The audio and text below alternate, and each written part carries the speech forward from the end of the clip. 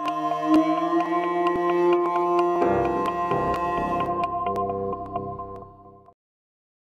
name is Kyle. My stage name is Guante. My name is Khary Jackson. I'm Rokowski, and I am a slam poet. The title of this poem is Reach, and that is written in all capital letters. The name of this poem is Bridalplasty. This poem is called An Open Letter from the Brothers Grimm to Walt Disney. 1. On the first day of school, we make a list of the characteristics of a good poet. But see, this is not a poem about poetry, so... Your little girl will wonder why no pictures of you exist before your wedding. You will never have the right to call her pretty. And what if she is?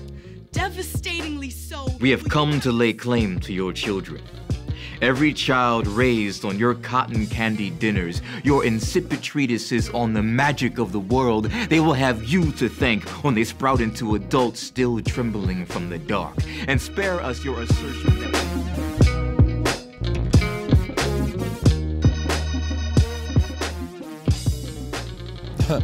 Well, a poetry slam is both an art and a sport. It is performance poetry done in a competitive format. Poetry that you write with the intent to express out loud to an audience. So it's a little bit of poetry, a little bit of stand-up comedy, a little bit of rhetoric, a little bit of hip-hop possibly, a little bit of like all these different vocal forms, a lot of theater too, actually.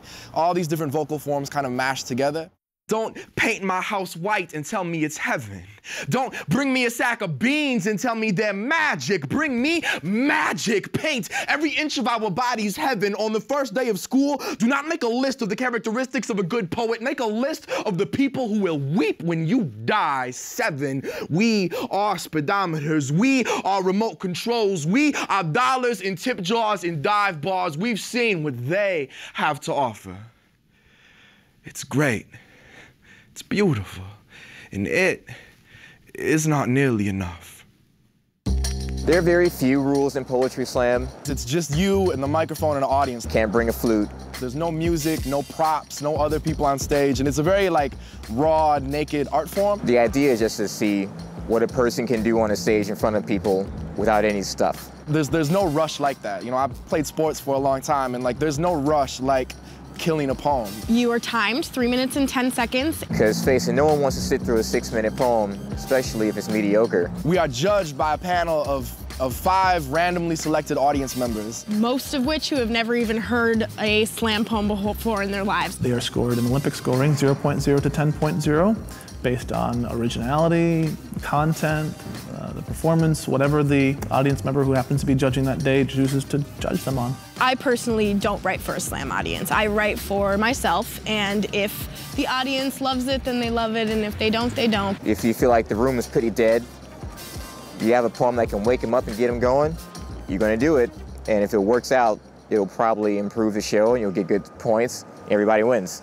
We abhor that your children now believe a frog became a prince through the kindness of a kiss. The girl hurled the frog into a wall, and that, you see, is a real kiss. Have you felt it? Have you ever been filled with the joy that offered to tear you in two? The Little Mermaid knew of such a joy, yet you bathe her in lies. Your so-called Ariel does not get the prince, she dies. The 7 dwarfs did not bear their own names. Perhaps you'd understand if you lived in a society built on the graves of peasants. They live and die nameless, like midwives and infantry, the oral tradition itself. Or if it's the other way, if it's a bunch of fun stuff. This poem is called Her Name.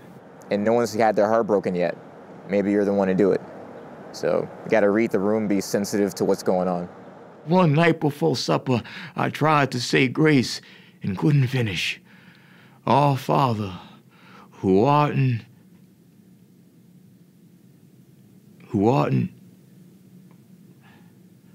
I knew the word. I knew the word. I could feel it. I could see it. It was sitting across the table from me, sitting there staring at me with those eyes that got no business looking that sad, that daisy woman, dripping petals down them precious cheeks, and all I could say was, please, please, Lord, give me back her name.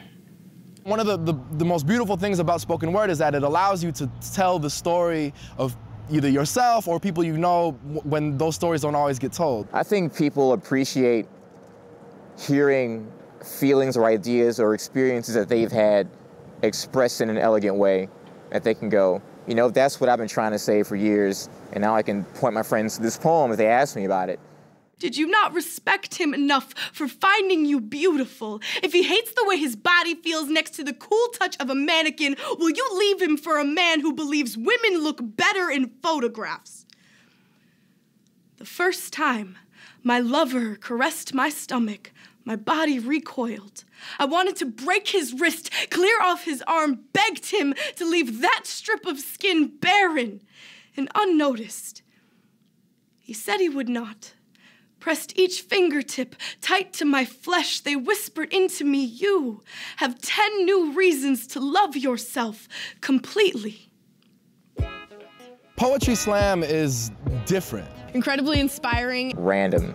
Humbling, almost. Oh, I don't think one adjective could grab all of what poetry slam is, because one of the essences of poetry slam is its diversity. Uplifting, yeah.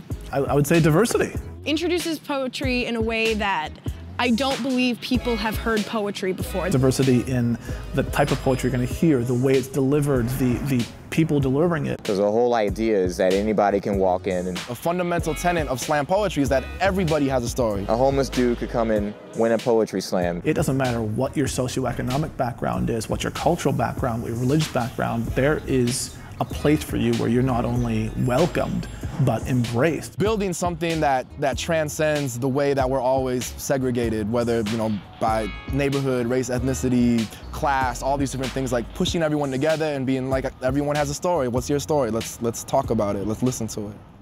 Understand, they will never understand this. The beauty of a parking lot at twilight, how the sky burns blue, the sweetness of every second when the big hand is on the 11, the smile of the pretty girl who actually looks at you. We betray ourselves for $7 an hour. Our native language is white noise, cart pushers, cashiers, janitors. We are an army fighting a war we don't believe in a country whose name we can't pronounce, but we're fighting. And we're tired, but we're fighting. We're losing, but we're fighting. The National Poetry Slam is the world's largest annual poetry slam event and brings up to 84 teams of poets from around the world together to compete and see who's the best, and we're now the best twice in a row. Poetry slam democratizes poetry. It says that you don't have to have an MA to know what poetry is. You don't have to be a grad student. Poetry is for everybody. Poetry once upon a time was taken out of the hands of the peasants and given to the elite only, who were educated and could read and write, and that's when it became a written art form. Before that, it was an oral tradition. We've brought it back to an oral tradition now. We're just people that live in this crazy country, and we write about what we experience. You don't need a gallery, you don't need a museum, you don't need an auditorium. You can just go out in the street and create your art for the world, and that's beautiful and rare.